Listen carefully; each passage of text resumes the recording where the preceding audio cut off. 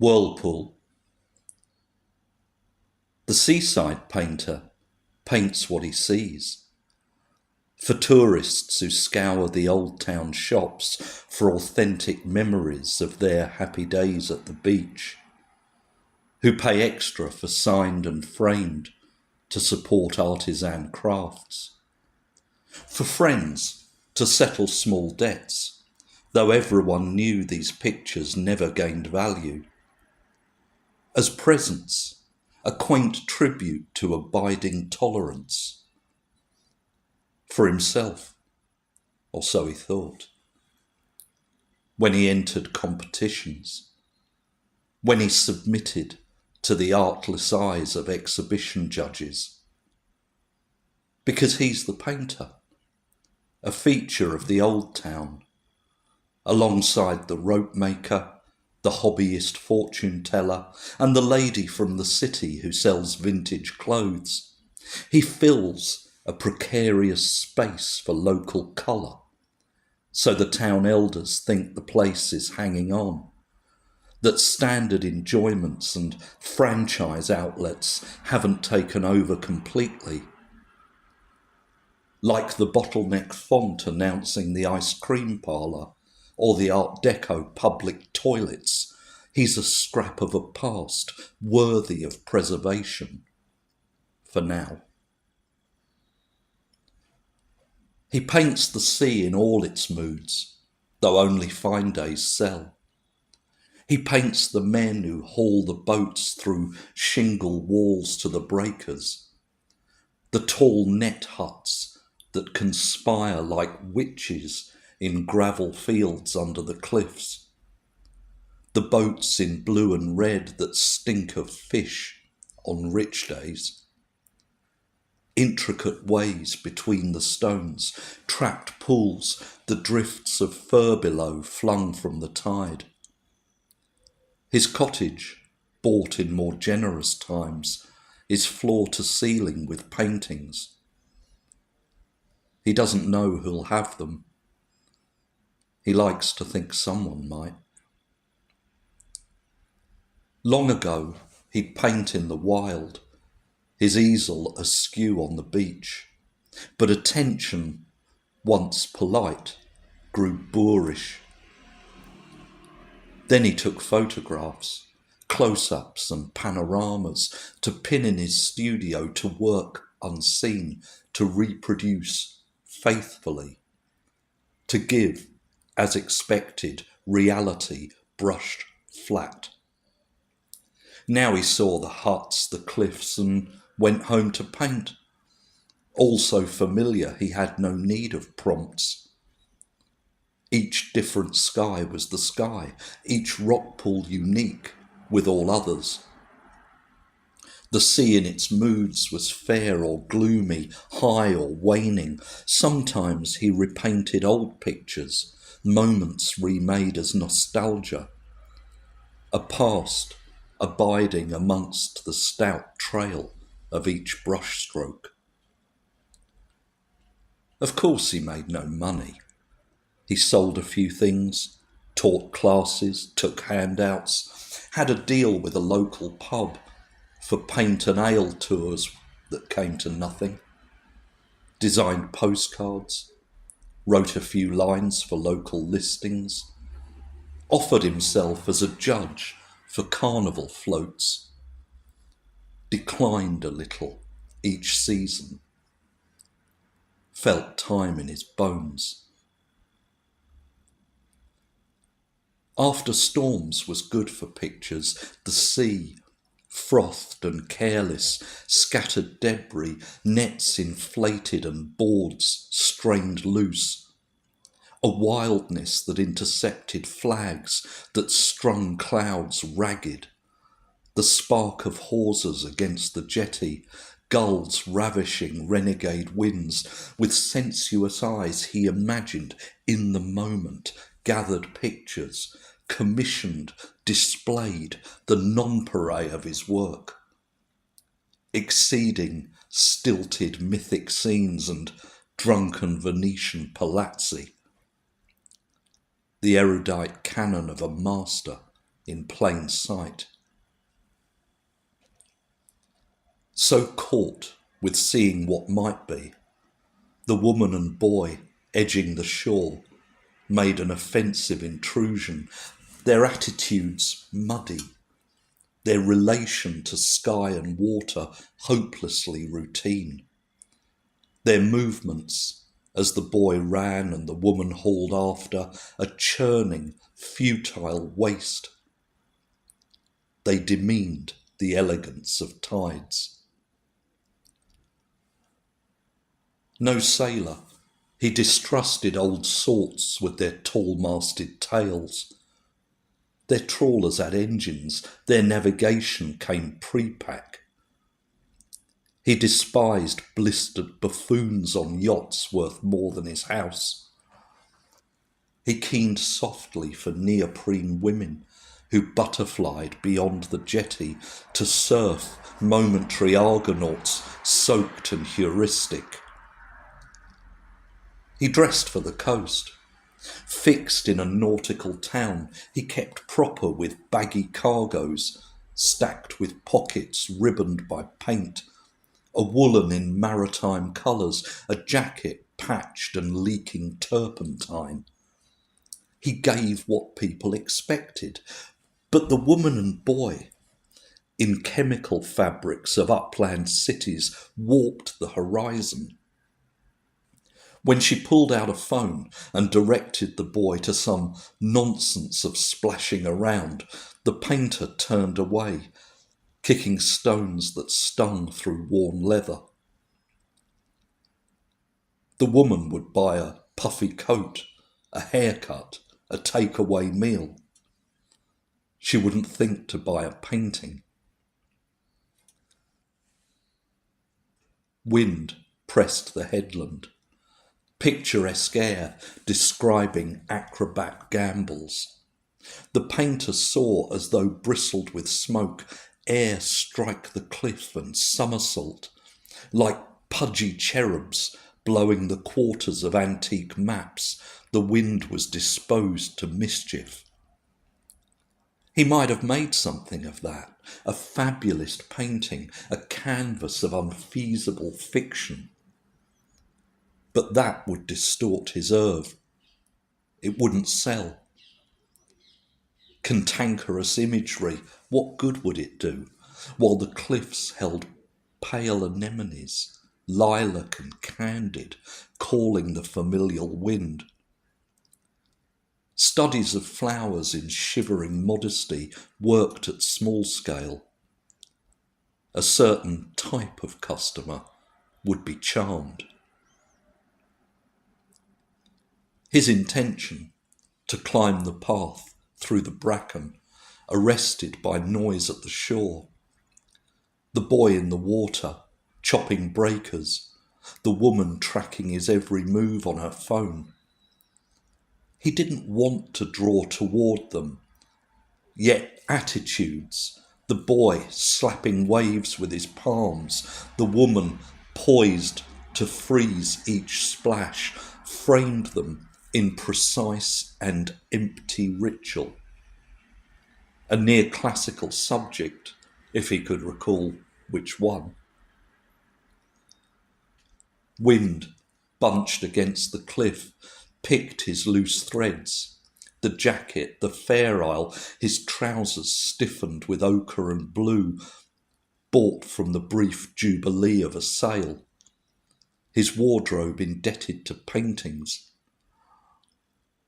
At first it was all for the meantime, when he entered contests, when he scraped the acquaintance of rancid sots of critics. The sea would carry him to weightier canvas, richer colours, his days at the shore, the formative time of his legend. But he found no release and made no money. Now he could only invest in what he saw. Her accent, the piled streets of the big city, an industry of words quick together that hung against the bay like fast-running squalls. She directed the boy this way and that. He seemed to have no language but curious, arch laughter, as though he'd seen the future and found it absurd. He swam in ordinary clothes. That didn't seem strange. Go back, go out and back. Breathless, quick fire. Here comes a big one, break it down. Windmilling arms tore waves that knitted behind him. Push out, go big, big splash, I'll dub the sea noise. Demanding action, her movements were dainty, feet planted across two flattened rocks, barely a step each side, the phone steady before her face, one eye half closed. Can you hear the bells? I hear the bells. Close enough to see sweat cord her hairline, as though to shout and flick the screen was exertion. Even that weather, she seemed overdressed, stilted above the swash. Unlike the boy, whose vibrant dissonance amplified his laugh as he carved through the tide. Big effort, big effort, big effort, get the bells ringing. Gulls shrieked, magpies that roosted the cliffs swung long, loose curves across the waves and back to town. Wind jangled ropes and spars. The net huts released men's curses. No bells to ring, not the church of Our Lady hard by the strand, its bell tethered 50 years. The boy tried to pirouette, his head ducked under, laughing. Excuse me, I'm getting your shadow. The woman's voice pitched high. He didn't know she was talking to him. Your shadow, dogging my shot. Lazy, reluctant sunlight picked bare the clouds. Walls rose, objects grew depth. Each stone stretched an oval of shade. His form stained the sand. It's creepy, she explained. It breaks the frame. Frame? What's here? She tapped the screen. People want dancing. This slick down here mucks the framing. She sighed. It's where you're stood. De Chirico laid shadows at blind corners in forms of unease. Even when he stopped believing that, he still did it. The painter stepped back, his shadow draining from the pixels. He's a good swimmer. The boy's arms whipped the swell to fine spray. He dances. She grumbled, as though they already failed to have this conversation. Air and water, earth and fire, he nature dances. Fire? Haven't got that yet. He wants to, for real, no filters. That's it, she shouted. Big tip over, dolphin style. Must be awkward in those clothes. She made a sharp, stinging sound. Well, he can't do it naked. Bound with the odd propriety of strangers, they watched the boy's upper body attempt moves of light and air while he churned the billowing water. In its good-natured morning-after state, the sea's uncanny patience boosted his limbs, braced his shoulders, shaped him as a sparkling flamboyance. The painter never spoke with friends. They knew him better than words, and his debts to them hemmed any conversation. He had a certain projected manner he used with potential customers. How well his work would dress their walls, how fine their taste to see that. He could advise on position, decor, light as proxies for the value he couldn't deliver. Real art, skilled art, always repays, he'd tell them. But the painter couldn't speak with women as women. Once he played the brash artist for rewards of pitying warmth. Now, foxed at the edges, scratched and poorly varnished, he saw young women take up sharper prospects, while women his age were already invested. He hoped this woman would take his laughter to acknowledge he'd been foolish. No, of course not. I mean, he swims well in those clothes.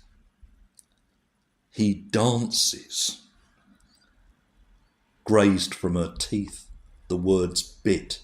Big twist around, twist it, big whoosh, hands in the air, smile, smile, that's gold. She shuddered. Mind my elbow. Sorry, I got to keep steady. This is authentic, yeah? Onshore breezes looped his fingers. Muscles yearned to draw, to finesse, to slake weary desire. Authenticity is important. You know, do you? That's it. Up and right around again. There's too much spray. A slight articulation to her stance, a fraction of height, a bite at proximity. Smack the water away from you. It's all sudsy. I strive for the authentic. Maybe he had, when fresh canvases stacked in the hall, when the forms of each day achieved composition. You a creator. The old masters cleaved to one singular creator. I paint. Big wave, get up, get over. The boy resurfaced, his laughter defiant, like he taught the water a lesson. Mind out, you can see what I'm doing. But the woman's fixation, the boy's acrobatics mystified him. He dances. Further back, that's it. Ring the bells. Bells? Look! Some vast offence swung her shoulders at him. She thumbed a sight on her phone. This, yeah? How we do. I'm a creator. See it? Years ago, he bought a clever phone for business. A drunk from the shipwrecked bar said his daughter could build a site, a storefront, to catch inquiries, a gallery space more reliable than fickle dealers. It looked good, professional, never brought much business, but it was something, a statement in the world. Then the girl went to university, moved away. She showed him how to update the site, but he was too involved with her voice to hear what she said. He paid to keep it alive for a time, but money was tight. Video loops like bricks in a wall, strung between large numbers. In water, earth and air, the laughing boy. This, her touch, animated the screen. He's done me proud with this. A community this deep deserves respect.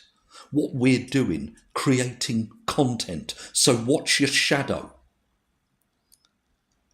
Is that 100,000s? Should be millions. We'll get there when we do fire. He rings the bells. Bells? Views, likes, money. Do you live in one of them caves? Robotic, he turned to the cliffs. Walkers laced the heights like ragged sentries. One raised a stick, pointing out to sea. People like this. More we do, the more we get. The boy struck further, still shrieking, still punching the tide, but diminished, his impetus electrolysed in water. Once, twice, waves caressed his hair, the caring sea, protective of its treasures. "Come forward," she yelled, the phone at her face. "I can't focus out there." The boy waved and twirled and stayed distant. Wind raking the catch delivered a swell to pierce the tide, to goad rocks to join water with jubilant motion. Below the waves, displacement became rotation. It might fail, but if it took, an abscess would draw water under itself, funneled against rocks that sparked its momentum. From years of service to the sea, the painter knew how the tumult quickened. Once he tried to paint it Japanese style, a failed canvas. Without moving her feet, the woman leaned outward, attempting to gain the angle to bring everything clear. That's gold, bring it in, I'm getting all sky." The boy danced and danced, losing strength, losing heat, gaining momentum. His arms above the breakers, the blind commands of a tyranny in its swamped power. The painter opened his clever phone. He could paint this day. It was terrific. The streaming sky, the wind apparent in shattered clouds, gulls hinged on the sunlight, the boiling sea, its serpentine muscles shoaled from the undertow, coupling with itself to form new tides. In the mess of contrary water, the smooth, clean funnel. Contradictions resolved in harsh gravity. The dancing boy, arms outstretched, energetic, resounding, sweeping the bladed water, dancing against its caress. The image slapped down, his phone a window in the sand. "You don't! This is my channel. I worked hard for this." Her aim steady against the water, her eyes a brilliance of sea glass. "You don't take someone's thing. I'm a creator." "I paint. This is a good picture. My picture." Spray silvered her face. "People don't paint. They don't do painting. I'm a six-figure community. I'm the creator of the boy that nature dances. You do a picture, everyone knows you got it from me. They'll laugh at you. Bet they already do." Some worm moved inside him. The urge to represent is old as time. A photograph is the surface. Paint goes to the infinite ahead of you. It can't be caught with your camera. I put a new object in nature. I create. Her lips curtained, glistening teeth. "You mean it is because I say it is? That's garbage. I show what happens when someone dances on the world. That's authentic. I create. It's indiscriminate. It's real. No self-righteous theories." Then They were jostled by shouting men, colliding in space, carving the air. Someone grabbed his shoulder with the urgent, burning embrace of a lost brother. Someone grasped the woman and tipped her around.